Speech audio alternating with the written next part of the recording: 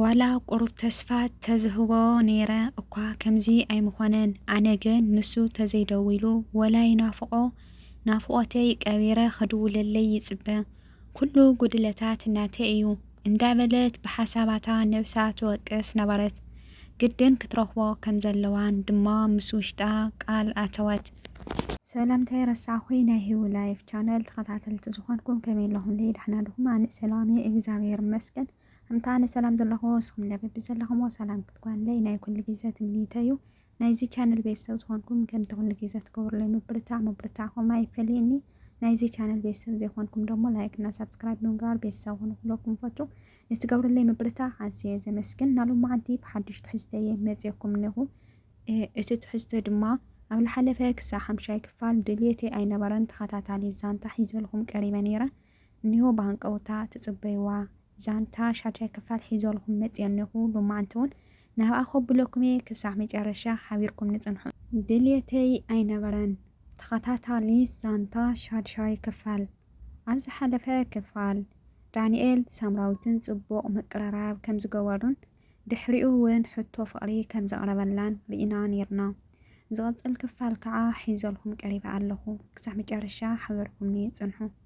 ሳምራዊት ቡና ቀራሪባ ሓሪና እውን ጓላ ሓፃፂባ ኣደቂሳ ኣብ ሳሎን ኮፍ ኢላ ዕላል ናይ መሓዛ ክትሰምዕ ብሃንቀውታ ተጸበየት። ሃንደበት ማዕጾ ተኳሕኳሐ። ሳምራዊት ከይዳ ምስ ከፈተቶ ከዓ በዓል ቶማስ ኮይኖም ጸንሕዋ። ድሕሪ ሰላምታ ምልውዋጦም ከዓ ሎማዓንትስ ክትሕልውና ዝጸናሕኩም ኢኹም ትመስሉ ኣብ ጽቡቕ መጺኹም ኣለኹም በለቶም እንዳሰሓቐት። ዳንኤል ከዓ በፍሽኽታ ብሓቂ ክንደይ መዓልቲ ደኣ ክትሽክዕና በላ። ቶማስ ግን ኩርኡ ክሳሕ ሎሚ ግዲ ዘይወፀሉ ኮይኑ ከይተዘራረባ ተኽኢሉ ንውሽጢ ኣተወ። ተታሒዞም ገዛ ኣትዮም ከዓ እታ ወጃዕ እንዳበላ ቤነን ክሰቲኣ ዝሓሰባ እውን ብሓባር እንዳሰሓቑ ሰተይዋ። ጥምቀት ናይ ሓሪና ቀሪቡ ስለ ዝጸንሐ ከዓ ብዛዕባኡ ክዘራረቡ ጀመሩ። ሓሪና እውን ንቶማስ ለመቕነ ከይመጻእኻ ቀኒኻ ኢኻ በለቶ። ቶማስ እውን ለመቕነ ከይመጻእኻ ኢኻ ቀኒኻ ካብ ሕዚ ግን ምጻእ ቤዛኻ ትሕግዘኒ ኢኻ በለቶ። ቶማስ እውን ሕረ ኢሉ ሓሳባ ተቐበሎ። ምስ ጥምቀት ናብቲ ክብላ ንሓሪና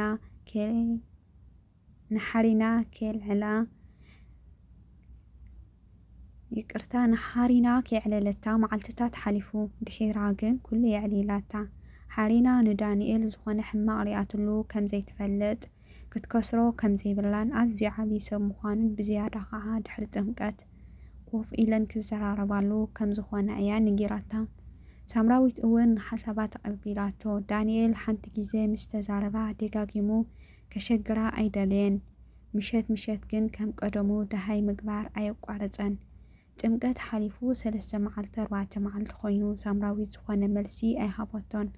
ካብ ናይ ቀደማ ዝተፈለየ ዝኾነ ነገር ኣብ ልዕሊኡ እውን ኣይረኣየላን። ኩሉ ግዜ ባዕሉ ደሃያ ዝገበር ዳንኤል ዓባይ ዝኾነ ፍቕሪ ተዝህልዋ ወላ ሕራይ ዝብል መልሲ ተዘይሃበትኒ ንእሽቶን ተገዳስነት ግን ምርኣኹላ ነይረ። ምስዚ ውራይ እዩ ዘይጣዕማ እንዳበልኩ ንውሽጠይ የመኽንየሉ ነይረ። ከምኡ ግን ኣይመስለንን እዩ ብምባል ንውሽጡ ናይ ተስፋ ምቑራፅ ቃል ኣስምዖ። ሳምራዊት ምስ ሓሪና ተዘራሪባ ወላ ኣፍቂረዮ ክትብል ተዘይደፈረት ዝኾነ ናይ ፍትወት ስምዒት ኣብ ውሽጣ ከም ዘለዋ ግን ብግልፂ ምስ ነገረታ ቀሪባ ንኽትፈልጦ ኣማኸረታ።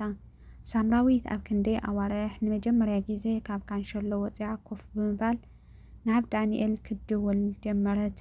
ዳንኤል ከይደወለ ሓዲሩ ወይ ውዒሉ ዘይፈልጥ ነበረስ እንታይ ኮይኑ ድሮ ካልኣይ መዓልቲ ገይሩ ብምባል እያ ትድውለሉ ነይራ። ደዊላ ግን ዘልዕላ ኣይረኸበትን። ዝነበረ ሸቆለት ከዓ ዝያዳ ወሰኸ። ዳንኤል ኣብታ ሰዓት ዘይተቐበላ ምኽንያት ምስ ሓደ ናብ ሊብያ ዝስደድ ብቐረባ ዝፈልጦ ሰብ ይዘራረብ ስለ ዝነበረ እዩ። ዳንኤል ብዙሕ ግዜ ንሊብያ ይሓስብ እዩ። ኣብዚኣ ኮይነ ዝሕግዘኒ ዘይረኸብኩስ ኣብኡ ኸይደ መን ክኸፍለለ እዩ ብምባል ግን ሓሳቡ ፋሕ የብሎም ነበረ። ኣብታ ሰዓት ግን ሓደ መዓልቲ ተዘይወሲነስ መዓስ እዩ ክሓልፈለይ ነደይ እሞ ይትረፍ ንነብሰይ ከማን ክኸውን ዘይከኣልኩስ ብምባል ምስ ሄኖክ ማለት እቲ ንሊብያ ዝሰድድ ወዲ ክዘራረብ ወሰነ። ሄኖክ 5 ሰባት እንተኣምፂኻ ንስኻ ከዓ ምስኣቶም ተፀጊዕኻ ትኸይድ ክትሓባበረካ እየ ስለ ዝብሎ ዝያዳ ንመረደዳ ተቋፂሮም ይዘራረቡ ነበሩ። ሄኖክ ንዳንኤል ወላ ደዓ ዓርኩ ኣይኹን እምበር ኣፀቢቖም ግን ይፋለጡ እዮም ነይሮም። ብኸምዚ ከዓ ጥራይ እቶም 5 ሰባት ርኸብ እምበር ኣነ ኣለኹልካ ስለ ዝበሎ ንኽኸይድ ሰባት ኣብ ምድላይ ኣተወ። ሳምራዊት ቴሌፎን ዘይለዓላ ምስ ኮነ ንቶማስ ዓርኩ ሓተተቶ ድሓን ምዃኑን ተራኺቦም ከም ዝነበሩን ምስ ነገራ ግን ቁሩብ ተረጋግአት።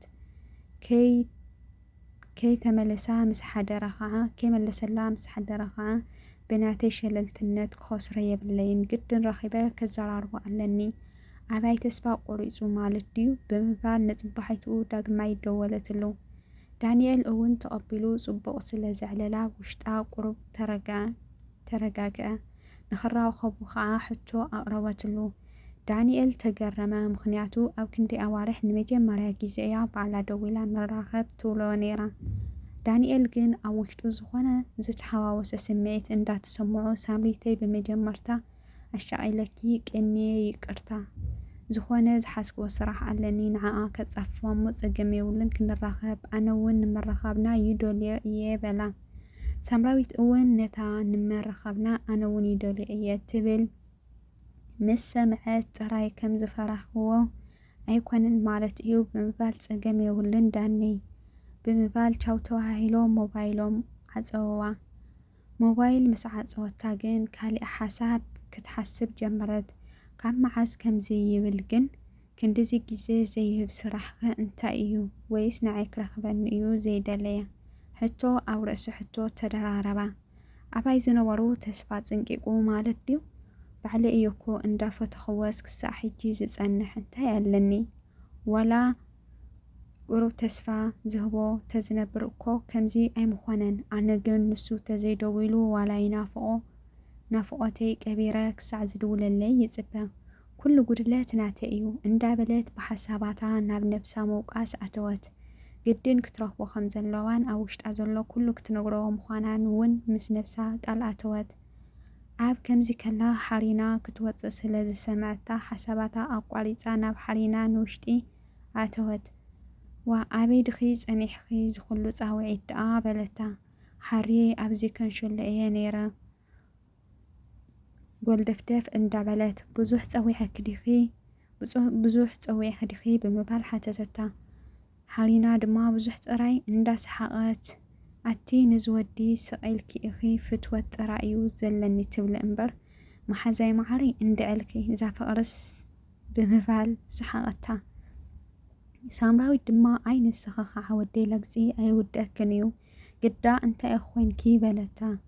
ሓሪና እውን ፓምፐር እንድየ ወዲየ ክሳዕ ዝውዳእ ዘይረኣኽዎ በለታ። እንታይ ሞ ፀገም ኣሎ ዘየምፀልኪ ኢላ ከዓ ንድኳን ከይዳ ኣምፀትላ።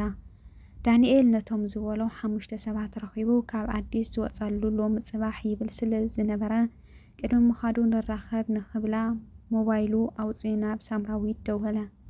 ሳምራዊት ፃውዒት ቴሌፎን ምስ ሰምዐት ናይቲ ክትፅበዮ ዝወዓለት ዳንኤል ክትኮነላ እንዳተመነየት ቴሌፎና ካብ ዝነበረቶ ኣልዒላ ረኣየታ። ናቱ ኮይና ምስ ፀንሐታ ከዓ ኣዝያ ተሓጎሰት። ትቕብል ኣቢላ ተቐዳዲማ ከዓ ዳነይ ከመይ ቀኒኻ በለቶ። ዳንኤል ውሽጡ ከም ገለ እንዳተሰምዖ ደሓን እየ ኣምላኽ ይመስገን ዝጠመክ እንተኮይኑ ደኣ ዘይንራኸብ ምስ በላ መሊሳ ኣዝያ ተሓጎሰት። ፅቡቕ ኣዝዩ ደስ ይብለኒ ዳኒ ግን ሓሩ ካብ ገዛ ወፂኣ እያ ዘላ ምናልባት ምስ ወፃኹ ከይትመፅእ ገዛ ተዓፅዩ ካብ ዝፀንሐ ተዘይፀሊእኻዮ ናብዚ ዘይትመፅእ በለቶ።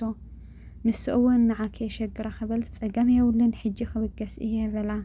ሳምራዊት ከምዚ ተሓጒሳ ኣይትፈልጥን። ዝነበራ ስራሕ ኩሉ ኣፃፊፋ ዝቐረብ ቀሪባ ኣብ ሳሎን ኮፍ ኢላ ክትፅበዮ ጀመረት። ብሓሳባ ከዓ ከምዚ ክትብል ጀመረት። ንስኻ ንዓይ ሻብዓይ ክፋል ይቕጽል።